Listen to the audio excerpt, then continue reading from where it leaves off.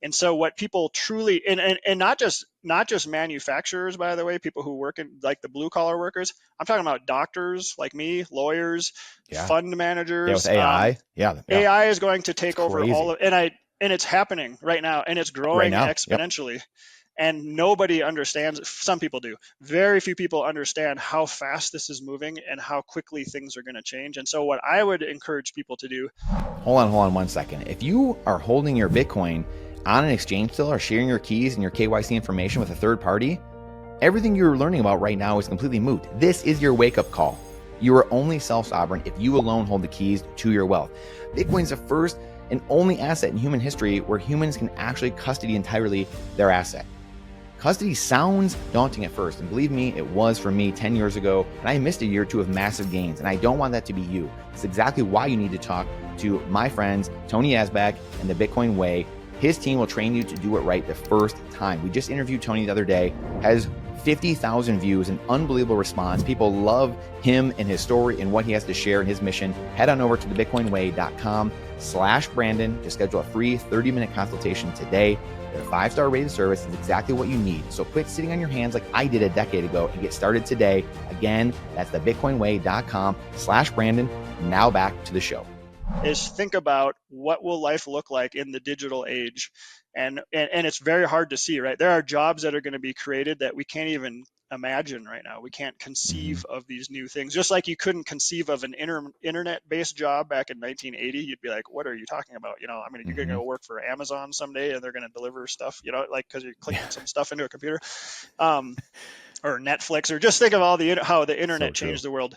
We're at a period like that where as we transition to the digital age, tons of people are going to lose jobs. Tons of people are going to be like the Luddites who burned down the textile manufacturing facilities way back 300 years ago or so because they wanted to they made clothes by hand and they didn't like automated textile manufacturing. But now we look back at that and think that was a great invention. I'm glad it happened. The same people who are going to be screaming and moaning and raising their pitchforks and burning down buildings are going to have entirely new work to do in the digital age, and we just can't really imagine what a lot of those jobs are. So that's a really weird answer, but I would encourage people to think, what could you do in the digital age that will go into perpetuity versus holding on to the analog age ideals that you had. Wow. I mean, this is so deflationary. I mean, it's unbelievable how deflationary it is. All the things you just talked about, like we said, from the analogs to the digital stuff, the engineering, everything automated, the chat GPTs of the world. Are they going to have to print? So kind of circling back to this devaluing of the dollar, like when does that start up again? Like I feel like we're going to have to see rates again coming back down. Like, are they going to have to just print, right through this black hole? I mean, it's just a black hole of like, how does that play out? So credit expansion is mandatory in a fiat system, right? You have to continue to expand the monetary base. I will say I agree with you that it's deflationary massively, this technology that's coming, the AI, the robotics, all that kind of stuff. But first, it will be inflationary. First, it's inflationary when you go away from globalization and towards nationalization in this multipolar world. If we want to bring back manufacturing to the US, which we will, that's going to be expensive, and that's going to cause prices to rise initially. And also the threat of war itself is massively inflationary. So if we actually do get into a hot war with a major country like a China, or God forbid, World War III type scenario, massively inflationary, at least initially, and which would, the government would massively expand its debt burden, and it's already massively expanded, so that would not be good. First, it's inflationary, and then it becomes deflationary later. Yes, I think that the government is going to be significantly increasing their debt burden, and that's going to debase the currency more. We already are. We're not even in a war yet, but we're acting like we're preparing for a war, I think. And so that will, be debasing or inflationary in the near term, I think. So I would love for you just for a second, because I don't know if I'm clear on it. What would be the catalyst? It seems like a very naive question in a way. I mean, I know there's a semiconductor thing, right? There's wars going on all over the world, but what would be the reason or the catalyst for a war? Like, I mean, Trump himself is generally not a war guy. He's like one of the few guys that was like against the Iraq war 25 years ago, famously, right? And so like, he's not that guy per se. So it's like, what would what is the United States or the UK, some of these things that are going on, what's the benefit of doing that, of preparing to, is it like you said, to galvanize the country, or like what's the reason for them to like, oh, hey, we're preparing for war, oh, we're in a war all of a sudden? Right. I mean, I think it could be and most people who kind of watch this think that Taiwan is kind of the flashpoint, right? So if Taiwan, Mm, if China comes in and says we're taking back Taiwan, it could be any day. It could be a year from now. It could be tomorrow. They mm, could just make an announcement, or they could not make an announcement and they could just bring the warships to Taiwan and say we're yeah. seizing it. And the U.S. has committed to protecting Taiwan. Now, I will say that what's been interesting is watching. We've been scrambling to get semiconductor manufacturing here in the U.S. Taiwan Semiconductors and other manufacturers are moving to the U.S. They still have, it takes years though to get these things up and running, so we're not quite there yet. So it looks like there's, to me, that they're scrambling to get those capabilities done here so we can have high end semiconductor manufacturing done here in the U.S. That could cause it. It's so interesting. And again, I feel like I kind of sound like a conspiracy theorist when I talk about this kind of stuff. But there are ways for the powers that be to get a people unified to go to war. And from the sinking of ships with U.S. citizens in it back before World Mm-hmm. War One to Pearl Harbor, as everybody knows, and World War II, like it instantly Mm-hmm. changed America, right? We were an isolationist country before that, and then that instantly got us all on board for the most part, the majority of Americans on board. Yep. Um, it could be an event like that. Like there could be something that could happen where we think everything is kind of going okay, and we're just hearing about wars here, and well, there's Iran and Pakistan, or India and Pakistan, and there's the Gaza and Israel, and well, there's the Ukraine and Russia, and those things pop up, and as long as it's not affecting us in the U.S., we're kind of indifferent about it. But the second it involves U.S. citizens, I think that could change things very quickly. And again, I'm not predicting this. I'm just saying that Just history. everything it's cyclical. History is cyclical and Yeah. history rhymes, and we're at the point in history where this kind of thing could happen within the next 5 years or so. Yeah, it's really incredible, and I love you brought that up, because there are so many examples of that. There's Operation Northwoods in Miami that I think when Kennedy was president, they had a plan to bomb American citizens there to try to get us into war. Another one of the plans. So it's just, these aren't conspiratorial things, because we know that they happen. There's literally documentation of these things happening. Right. So it's wild.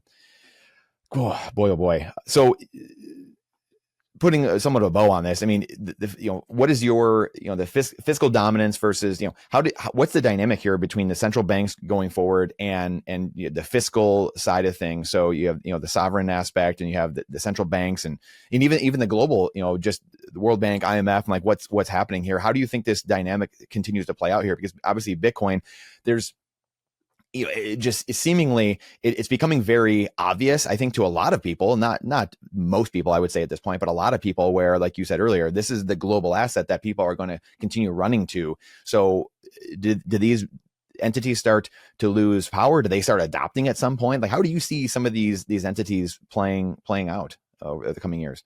I think we're seeing it already, right? If you look at Neil Howe's work, and I've been reading his stuff for years and years, but this whole fourth turning concept, right? Like, and again, I don't mean to go down this rabbit hole. It's just kind of where it is. It's just where we are in history. I think if you go back and look from 30,000 feet, you're like, this stuff is happening. The IMF is already losing relevance. The U.S. is already pulling out of these organizations. They're backing out of treaties. All of these organizations that we basically founded and have been the centerpiece of, the IMF, NATO, World Bank, like all of these things, we're pulling back from all of this stuff, right? And becoming more multipolar. Pulling back even of the U.S. dollar denominated system, of the dollar as the reserve currency, of the treasury as the world's reserve asset. We even hear our leaders talking about it, that it's unsustainable, and Trump talking about it, that it's bad for America. And so that's very interesting. I think that we're like, well, how could that actually happen? Like, it is happening. He's pulling out of these treaties already. these True.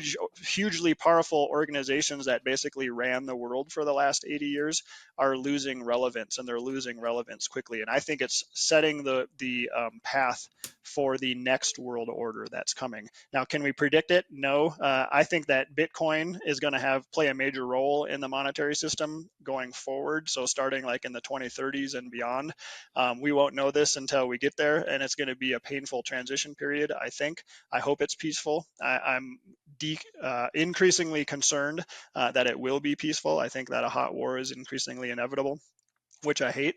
But that's how history works too. So I think all of these previous leaders of the last 80 years, I think they're going to go to the wayside, and I think a new world order is going to sprout up within the next 10 to 15 years or so. Absolutely incredible. Boy, I could talk to you for 6 hours just on this. So we'll put a bow on this for now. We might be coming back to it potentially, but yep. I want to transition to Buffett. I want to talk about Buffett, and I want to talk about Michael Saylor here and master or strategy. Last time, a year ago, we talked about Warren Buffett, and that was something I think even at that time we probably talked around his investor meeting. I think that's probably partly why. So it became a topic again. But here we are again, and he announces his retirement.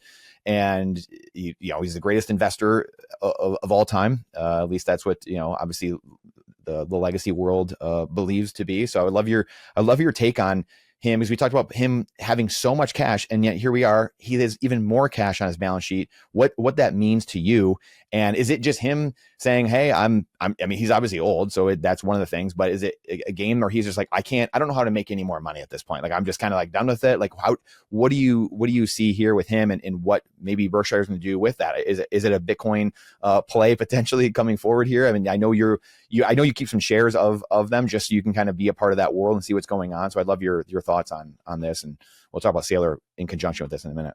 Sure. So full disclosure, I sold my Berkshire shares. I did want to keep apprised of it. I no longer do.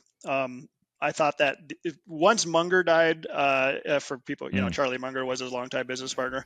I knew Buffett's days were numbered. When you lose your partner for life in business, it's got to be really discouraging. And I'm sure work hasn't been as fun for Buffett for the last couple of years.